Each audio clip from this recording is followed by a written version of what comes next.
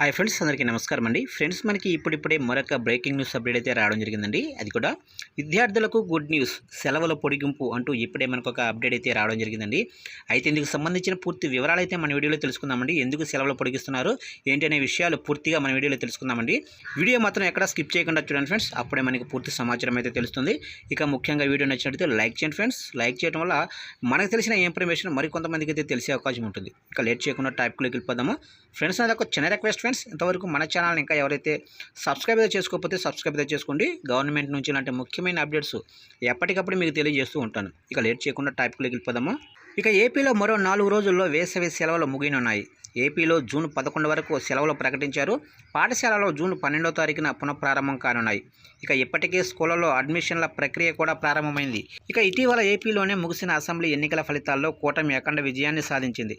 నారా చంద్రబాబు సౌరథ్యంలోనే కూటమి త్వరలోనే ప్రభుత్వాన్ని ఏర్పాట్లు చేయనుంది. ఇక అమరావతిలో ఇందుకు సన్నాహాలు కూడా జరుగుతున్నాయి. ఇక చంద్రబాబు జూన్ 12వ తేదీన ముఖ్యమంత్రిగా ప్రమాణ స్వీకారం చేయనున్నారు. అయితే అదే రోజు వేసవి సెలవుల తర్వాత రాష్ట్రంలోని పాఠశాలలు అదే రోజు పునఃప్రారంభం కానున్నాయి. ఇక దీంతో పాఠశాలలను ఈ నెల 12కు బదులు 13వ తేదీన తెరవాలని టీడీపీ ఎమ్మెల్సీ ఏఎస్ రామకృష్ణ పాఠశాల విద్యాశాఖ ముఖ్య కార్యదర్శి ప్రవీణ్ ప్రకాష్కు వినతి పత్రం అందజేశారు. పాఠశాలల పునఃప్రారంభం తేదీని వాయిదా వేయాలని టీడీపీ ఎమ్మెల్సీ ఎంఎస్ రామకృష్ణ అందులో కోరారు. ఇక ఈ నెల 12వ తారీఖున సీఎంగా చంద్రబాబు ప్రమాణ స్వీకారం చేస్తుండటంతో వాయిదా వేయాలని వినతి చేశారు. దీంతో ఏపీలో స్కూళ్లు రీఓపెన్ అయ్యే తేదీ మారే అవకాశం ఉంది. అయితే రాష్ట్రంలోని పాఠశాలలకు ఏప్రిల్ 24 నుంచి 11 వరకు దాదాపు 50 రోజుల పాటు విద్యాశాఖ వేసవి సెలవులు ప్రకటించారు. సెలవుల అనంతరం 2024-25 విద్యా సంవత్సరానికి గాను జూన్ 12 నుంచి స్కూళ్లు తిరిగి తెరుచుకోనున్నాయి.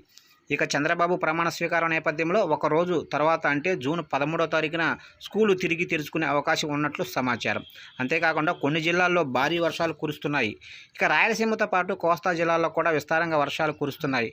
ఆయా జిల్లాల్లోనే వర్షాల తీవ్రత బట్టి స్కూళ్ళు రీఓపెన్ అయ్యే అవకాశం ఉంది. ఇక భారీ వర్షాలు ఉంటే ఆయా జిల్లాల కలెక్టర్లు స్కూళ్లకు సెలవులు పొడిగించే అవకాశం కూడా ఉంది.